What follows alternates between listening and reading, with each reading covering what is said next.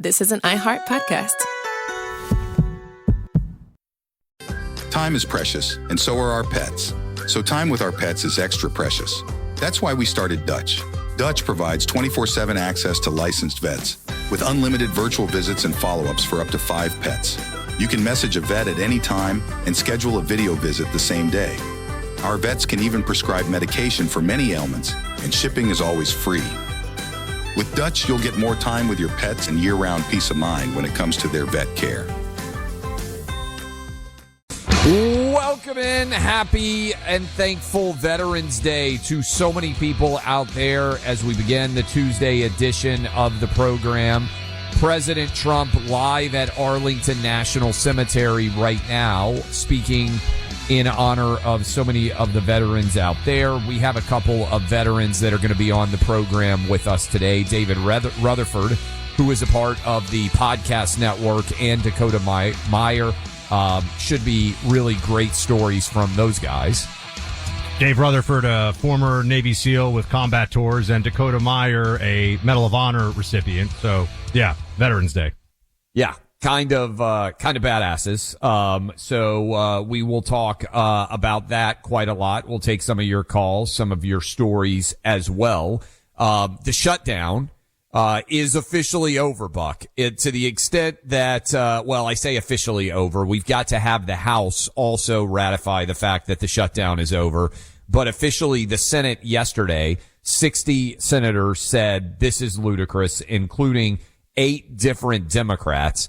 And the meltdown is pretty fun to watch. We will dive into that meltdown with all of you as Chuck Schumer is now taking fire in basically every direction because so many people are asking what was actually achieved here and what was the decision that was made. The House is going to vote to lift the shutdown as well. Buck, we had last night, I was one of the guests at a big fundraiser for Senator Hagerty, who's going to be reelected to the Senate next year from Tennessee. And he wasn't able to attend his own fundraiser because he was back in Washington, D.C., getting the government back open on the side of the Senate. So thanks to the governor of Tennessee for hosting that fundraising event that we had yesterday, but kind of giving you a sense of what's going on.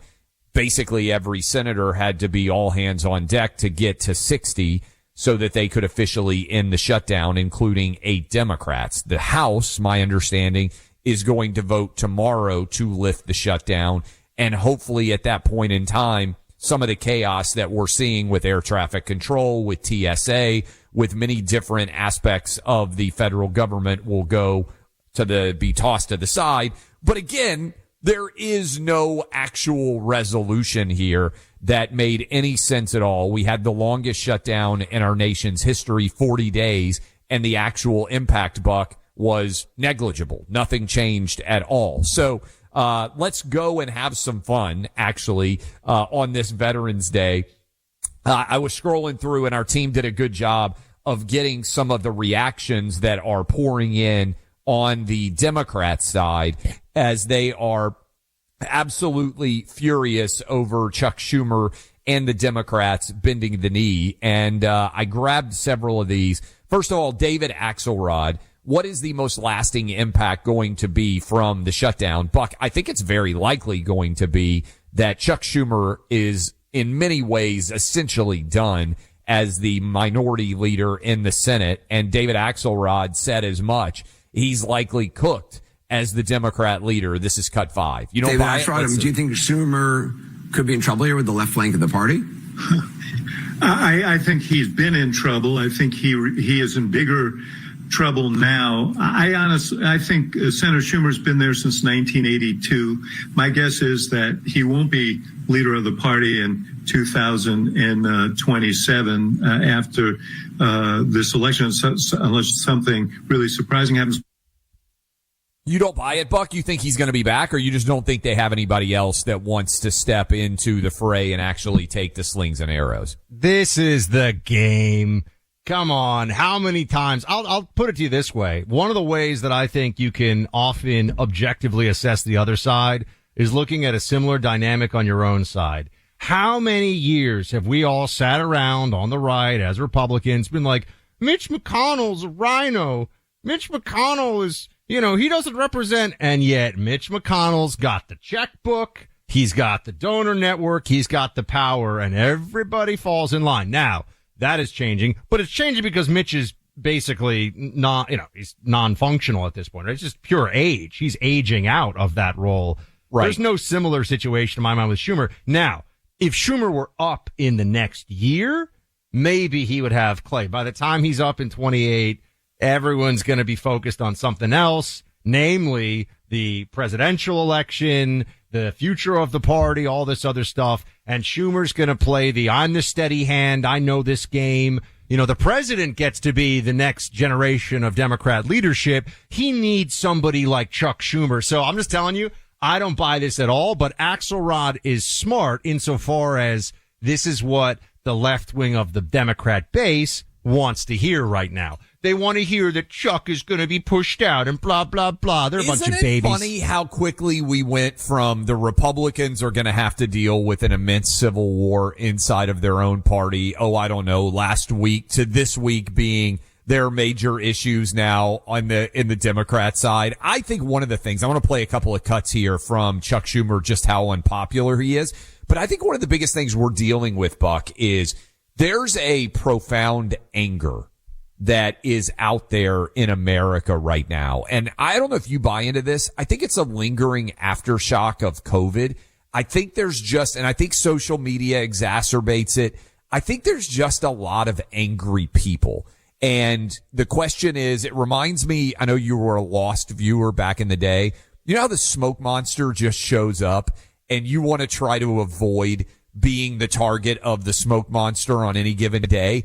It feels like there's just a shifting cloud of anger. Or we could go Ghostbusters 2, the goo, when everybody was getting the goo and was just angry. I feel like that characterizes America today. I like the Eye of Sauron. You put that ring on, and wherever Sauron, then you have the eye. It all of a sudden, it's actually not called the Eye of Sauron. One of you Lord of the Rings nerds is going to yell at me for it, but that's basically what it is. The big scary fire eye that looks at people. Yes, I think there's truth to that, Clay. And remember, a lot of this is the game of making people who are very upset at the right people. Right? This is where this. So what you want is an energized left-wing base going into this midterm. Chuck Schumer and the old system, man, they're going to have to stand aside. It's going to be the radicals and the revolutionaries, the Democrat Party, who are going to change all these things for you. And you get them to vote, and then Chuck Schumer's still in charge. This is the whole game, right? This is the way they're going to play this, I think.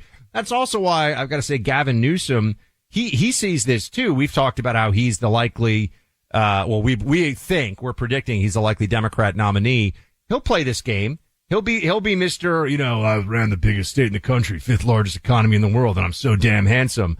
But if he has to have AOC as his vice president, he'll do that.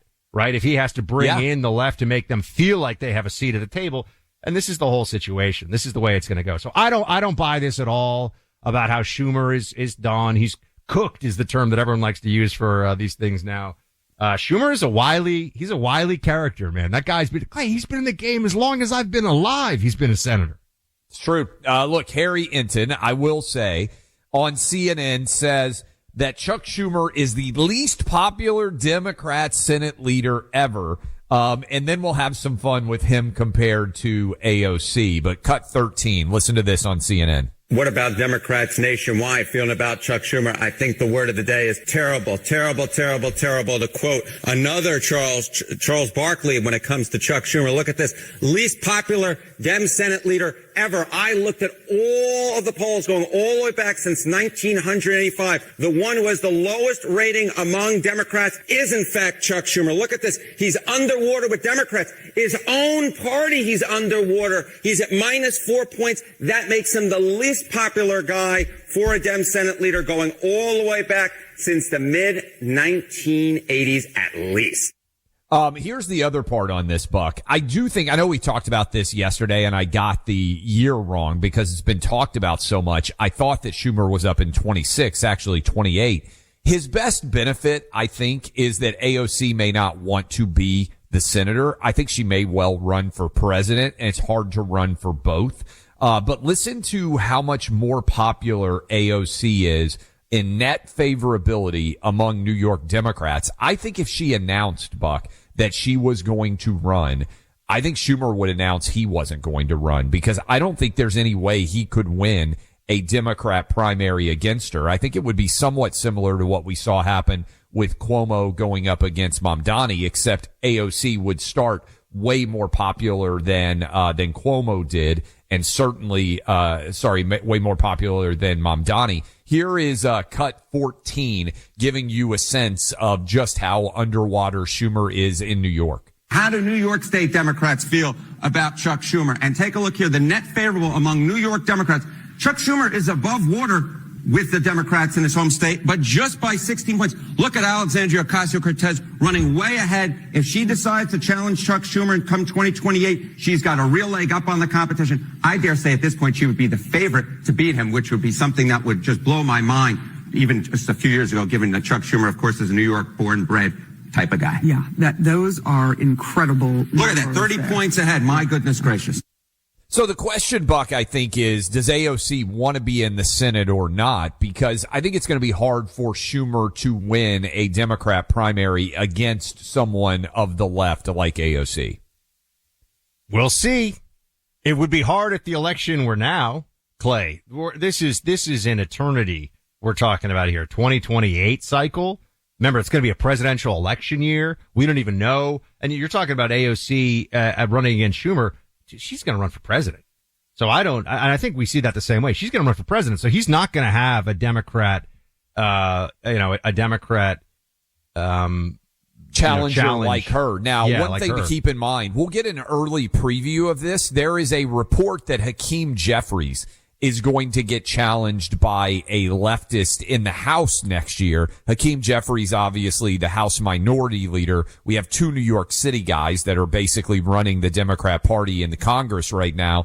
And so that will give you an idea about the energy there and whether there's any opportunity to topple leadership like we already saw Mamdani do. This is one of Mamdani's top assistants, a crazy left-wing guy. The funny thing about AOC, though, would be, and again, I think she's running for president, and if I were advising her, another way I like to play the game, if I were trying to help the other side, how would I think you have to think like that. Yeah, and I would say AOC absolutely should run for president, for her own brand. Again, I'm not saying, I think you all know what I'm saying. That would be a smart brand move for her. But she would also, if she did run against Schumer, Clay, and won, she would have to go down as the ultimate metaphorical giant killer here in politics. I mean, she would have to be she would have taken out the number 3 out of nowhere in congressional Democrat leadership. That guy had served like, I don't know, 20, 30 years. He'd been there forever. Never saw the semi truck that took him out coming. I do think there's a story about that one, because if he had really seen AOC coming, he could have nipped her entire political tenure in the bud, so to speak. But since then, she's only gained in popularity. My big takeaway, if there can be one other than nihilism, and there's no reason to think anything will work for you in Game of Thrones. Game of Thrones is just kind of like a nihilistic mess in a lot of ways. But the thing that I did take from it is that hubris, if you think about all the main character arcs, is the fatal flaw. And that guy, I can't remember his name now, who AOC, that tells you something, who AOC ran against, hubris was his, he didn't even think he had a campaign. That's right. Well, that creates a vulnerability, doesn't it? When you don't even think you have to show up. Schumer will know that he's got a campaign if he gets that challenge, from his left. But I don't believe that, I don't believe that Schumer is going to be, will he be Senate leadership again if they have a majority? Maybe. But I think Schumer would win re-election if he really wants to. The fact that the shutdown has already blown up to such an extent that the main talking point today is not any impact that the shutdown had, but will the chief Senate Democrat be able to keep his job, is illustrative of what a disaster this has ended up being for the Democrat Party. And we told everyone this. They had no real goals. There was no logic behind this shutdown. It was a temper tantrum. And sooner or later, everybody was going to stop simultaneously throwing the same temper tantrum. Yes, all true. All very true. The ugliness of anti-Semitism is showing itself again, both worldwide and here at home. Synagogues, Jewish schools having to protect themselves with armed security.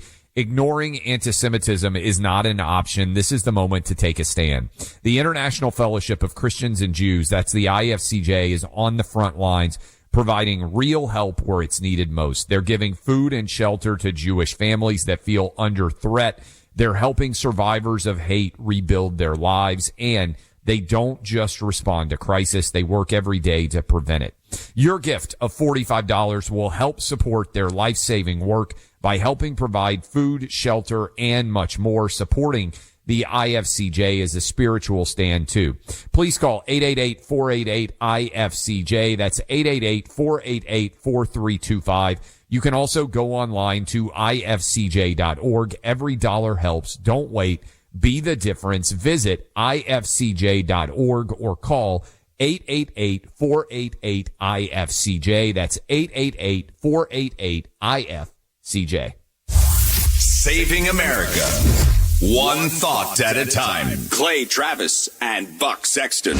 Find them on the free iHeartRadio app or wherever you get your podcast. Welcome back in. Clay Travis, Buck Sexton Show, Veterans Day edition of the program. A lot of different stories we are following. Bunch of people want to weigh in, variety of different topics relating to Veterans Day. Let's take some of these calls. David in Louisiana, we were talking about some of the things that veterans went through, and you're saying Jonathan Plum Martin, who was a famous diarist who fought in the Revolutionary War with the Continental Army. I have not read it. I've seen it excerpted quite a lot because he is one of the foremost chroniclers of what life was like for soldiers in those eras. What did you come away with your biggest impression being, David? Yeah, no, I just want to correct something. His name was Joseph Plum Martin, and his book is called Private Yankee Doodle. It's pretty easy to get. I'm a 20-year veteran. I'm a retired Navy, and I wanted to wish Buck a happy Veterans Day and really enjoy your show. And before, I just wanted to say one thing. The last time I talked to somebody at this number, it was the great Rush Limbaugh. So it's I'm very excited to talk to you guys because I think you are it's a great way to keep on the old Rush show. So thank you very much for what you guys do. Well, thank you for the call. Thank you for your service. And yes, we're going to fire producer Greg for leading me over the middle and writing the wrong person's name down in the roster there. But it is the Plum Martin. If you watch or read anything relating to the Revolutionary War, that is a huge part of the discussion. Are you interested at all, Buck? I believe it debuts in the next few days in the new Ken Burns Revolutionary War documentary. Have you seen him doing a bunch of media lately on it? I'm going to be honest with you. I'm actually, because I'm reading the Rick Atkinson books right now, the trilogy, he's only 2 volumes in. I'm somewhat interested to see what Ken Burns puts together. The Civil War documentary that he did back in the 90s was and is a work of art, and I know a lot of people have watched additional Ken Burns documentaries since. He is of the left, but Didn't he do the Central Park 5 documentary? I don't remember whether he did that right? or not. I mean, Ken Burns, he did baseball, he did the Civil War, which is really, really well done. The Civil War documentary is, and it was a PBS huge success story back in the day. I mean, he's probably the most famous documentary historian in maybe the world, certainly the United States. Let's see, David in Maryland, you got a story for us about Veterans Day. Hi, Clay and Buck. Can you hear me okay? We got you. Mm-hmm. Hey, I got an amazing story to tell you. I was out in Hawaii for work about 15 years ago, and I took a day at the end of my trip to go see the Pearl Harbor. And I went through all the exhibits, and then I took the ship over to the Arizona. Yes. And went inside, and there was an old gentleman there. It was in the center. If you've ever been there, there's a center opening He was standing next to the center opening, and I couldn't really hear him much because it was crowded. But later on, I walked over to listen to him, and it turned out he was actually on the ship, and Wow. he was on the second tallest crow's nest, and he got blown out, and he woke up in the water. Wow. And so I stayed after. I didn't even get on the ship back because I wanted to talk to him. It was so amazing. And he said, you want to know why I think it blew up? And I said, of course I do. He said, well, we just put a catapult on about a year before to send off float planes to do some reconnaissance. And we had to put the charges somewhere. Stick with us because we've got a hard out here. If we'll keep him over, we'll bring him. That's one of the places I'd like to go, Pearl Harbor. Look, our friends at Prize Picks have got an incredible opportunity for you. If you're out there and you just like sports, you like football, you like baseball, you like basketball, whatever you're into, soccer, golf, they have an awesome opportunity to make sports a little bit more fun for you. Go to prizepicks.com right now. Use code CLAY. When you play $5, you get $50 deposited in your account. You can have a lot of fun. Again, $5, $50 deposited in your account. We'll have another pick for you on Thursday as we do every single week. That is prizepicks.com, code CLAY. You can play in California, Texas, Georgia if you're feeling left out. Prizepicks.com, code CLAY. Welcome back in here to Clay and Buck. Do we still have that caller who was telling us a really interesting story? Did he stay through with us? Yes, David in Maryland is still there. All right, David. Yes, so you can go. Now we have some time. It is Veterans Day, and you were telling a story that we all wanted to hear. So you can just give us a quick recap. Tell us where you are, set the scene, because some listeners will have rejoined us, and we'll let you take this thing all the way. Go for it. Okay, sure. So I was the gentleman. I was talking to the gentleman after the ship left, and we were the only two in there. And he said, want to know why I think the ship blew up like it did was because we had just put about 9 months before. We put a catapult on, and we would send off float planes with special charges to go out to do reconnaissance. And he said that the powder they used for that was very volatile. We had no place to store it except in the magazine, so we set it around the inside of the charges for the regular guns, which wasn't as volatile. And he thought that would contributed to the explosion. And then it actually gets better, Clay and Buck, because while we were standing there, just the two of us, the next ship came up to drop people off, and here comes everybody up. And the very last group coming up was an older gentleman with two women on either side of him, helping him up the ramp.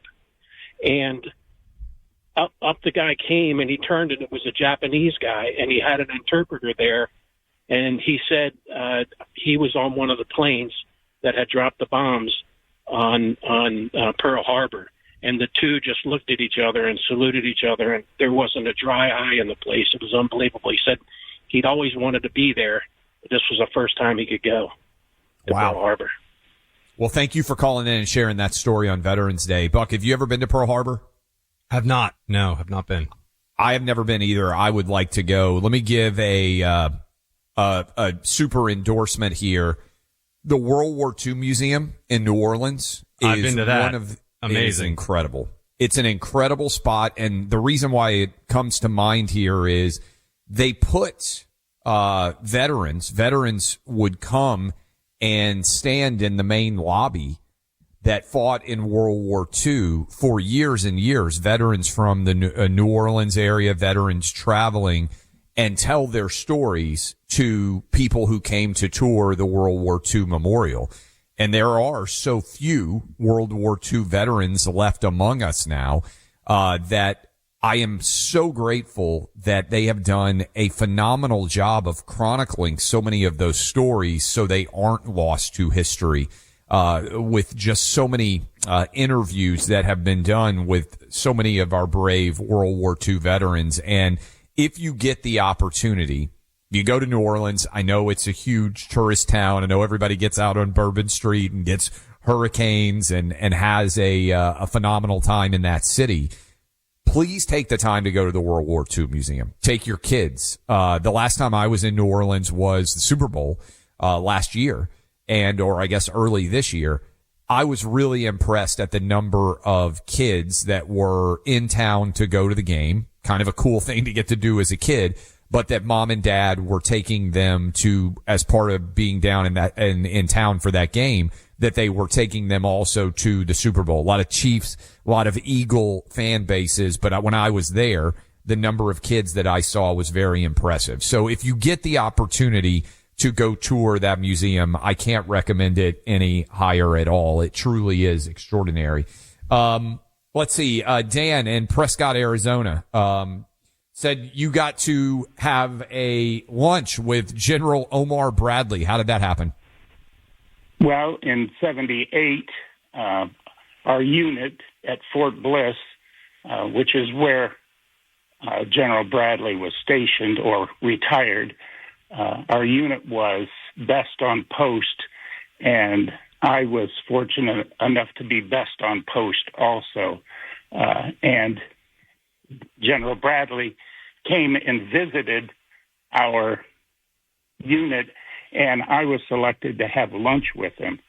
And the two-star general that pushed him around instructed me that I could ask him anything except his view on how General Patton died. And he was very accommodating. He was very nice. He was still in uniform, still a wonderful gentleman. But I did not ask him how General Patton died, and I always wanted to. He autographed his book for me, and I've seen several documentaries on it, but never quite satisfied with the answer. Wait, Thank so you for the call. Patton died in a car accident, right? I'm assuming there must be a conspiracy theory associated with that. I did not know that, but yes, I didn't know that Patton either. That's why I'm asking. I didn't know there was anything. I'm like, he died in a car accident. Is there a conspiracy that why would General Bradley have not been wanted you asking that question? Do you have any idea? Yes. After reading several books, the accident was such a small accident. Nobody else was injured. There were just a lot of things that don't add up. You could ask Bill O'Reilly. He wrote Killing Patton, and yeah. We will ask Bill O'Reilly. He's scheduled to be on in the next couple of days. So what? Thursday. Thank you for the call. We got Uncle Bill Thursday, so we'll mark this one down for him.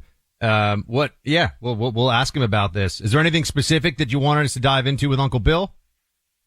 Like I said, just the specifics around his view on how Patton died. Gotcha. Sure. That's a good tease for Sharon, who's on the road right now, and she says Bill O'Reilly's going to be on with us Thursday. You just listened to one of his books out there. By the way, you should. Buck, I bought your book. So I have spent the money for Buck's new book, which will be out in February, which will arrive, I believe, at my house on publication day. You should also go buy balls, especially if people don't have balls in your life. Maybe they can get it through the book. But Sharon, you just read Bill O'Reilly's got a hugely successful series on history, and you just read one of them. Yes. I just drove from western Montana, and I'm heading home to Indianapolis. I'm in Illinois right now, but I spent 2 days on I-90 listening to Killing England, and it was fantastic. I mean, I've read other of his books, Killing Witches, and I can't remember anything else right now. But anyway, it was a fantastic book, and when you mentioned Valley Forge, I had to call in because it was just insane. These guys didn't even have shoes.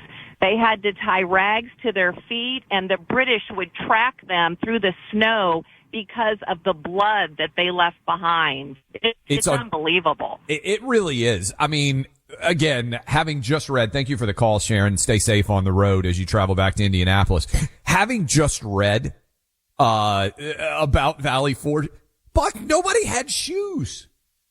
I mean, think about how cold it is wherever you are, and imagine walking around in those rags and dealing with Clay, it's honestly, this is hitting home for me today. In South Florida, It's 50 degrees here, my friend. I mean, there are iguanas this is like falling Valley out of the Forge trees. This is all over people again. are falling apart in Florida, right? You got iguanas falling out of the trees. You got everyone walking around in ski parkas because the only clothing they have that's cold weather is for when they go skiing.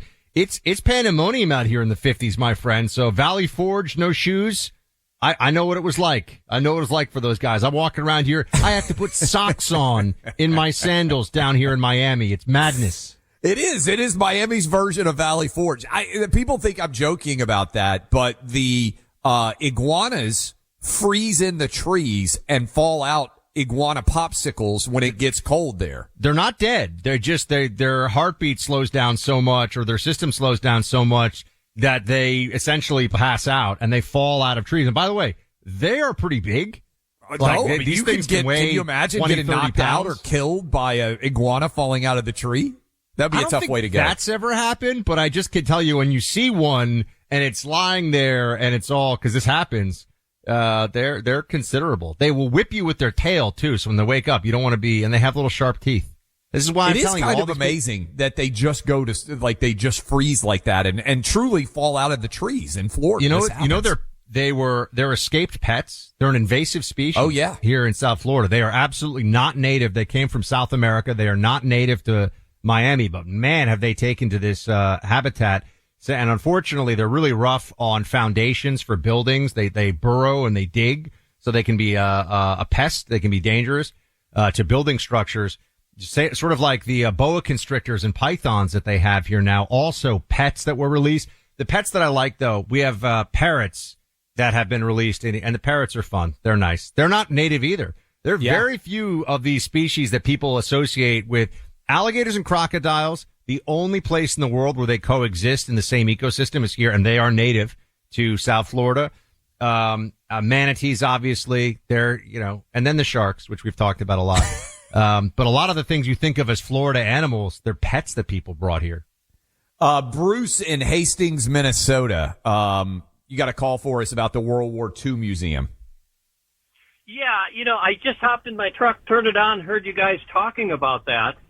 And just to let you know, they are still collecting stories. My dad's a World War II vet. He turns 100 on Saturday. Oh, that's awesome. Congratulate him for us. Sorry to cut you off, but congratulate him for 100 on us. And so they're still collecting the stories. Yeah, he was shot down over Tokyo in a B-29 and a POW in Japan for the last several months of the war. Wow. So they're still collecting stories. It's on my bucket list to get down there and see the place myself. So, thank you so much. By the way, real quick, Bruce, any tips? I mean, when it's 50 degrees in Minnesota, you guys, do you sleep shirtless outside on your lawn? Cause that doesn't bother you at all, right? That's like a balmy day in Minnesota. Pretty much. I was up at my cabin this weekend. It was about 19 and I was sweating. So, There we go. Yeah. See, man, these Minnesota people, they would outlast us Florida people. Well, it's are so funny that you as a New Yorker, you dealt with cold winters quite a lot because New York City, the wind is brutal through so many of those buildings and everything else. You're now down in Miami. When we were in Fort Wayne, Indiana, we stepped off the plane. It was a little chilly in Fort Wayne. You were ready to just head straight back to Miami. You're like, it's 54 degrees. I don't know how people live in this. I wanted to light a little fire and just keep my hands, over it outside because it was so cold in Indiana. I think it was in like the high 50s. I don't know how you guys deal with this stuff. It's really, really tough. So, we're working on it though. We're working on it. We'll take some more calls. Clay, who, did you have, of your grandparents' generation military service on that side? Yeah. And, my uncle is actually 84. He's dealing right now with cancer. I'm glad you mentioned this. He listens and tries to watch as he can. But he was in Vietnam. And so, worked on, while in Vietnam, he was in charge of helicopter, maintenance, repair. And one of the crazy things, I think I mentioned this before on the show, but one way they ensured that everybody who would build the helicopters was as steadfast in their rehabilitation and in their fixing of the helicopters was every time they fixed one, they had to be the first guys to go up in it. So for anybody that has been in a helicopter, they would bring them in, say, hey, they need maintenance, they need to be fixed. and then you go right up in it. So the way that you knew that you were working on it and making sure that it was as good as anybody could be. So he flew all over Vietnam in helicopters. My mother's father, so my maternal grandfather, who's passed away years ago, but he was an officer on the USS Bataan, which is one of those converted aircraft carriers. It was essentially they did this quick fix to these ships to make them into, I think they're called not CRVs, I forget. There's some designation for them. But yeah, he initially was a pilot, and did some training, pilot training. But I just remember reading about how I think we lost, was it 15,000 or 30,000 people to flight accidents in the Pacific Theater? Not shot down. Never found them. Just the plane crashed in the ocean, and that was that. Going between theaters of conflict, not, like transport, essentially. I think it was something like either 15 or 30,000, some astonishing with training accidents and astonishingly high numbers. So yeah, there's a lot of ways, that people are taking risks when they serve. All right, look, something really happy here. My family absolutely loves the early Christmas presents I got for them. I combined things in, Clay. I got my mom her birthday gifts plus, my mom and dad their Christmas gifts. And it was all Cozy Earth stuff, and they're absolutely loving it. I got my mom already lavender. got Christmas shopping done? This is unbelievable. 6 weeks out? I'm a very efficient fellow, sir. Very efficient. Not just on the tennis court, efficient in life. I got them the bubble blanket in like a lavender color. My mom absolutely loves this thing. The sheets, they're the favorite sheets I've ever gotten them, and they're so soft. Carrie and I sleep with the Cozy Earth sheets on our bed every night. I got my mom a set of PJs. And some new towels. Cozy Earth brought Christmas to the Sextons this year. Just get yourself set up with this now. Their products are fantastic. They have so much stuff.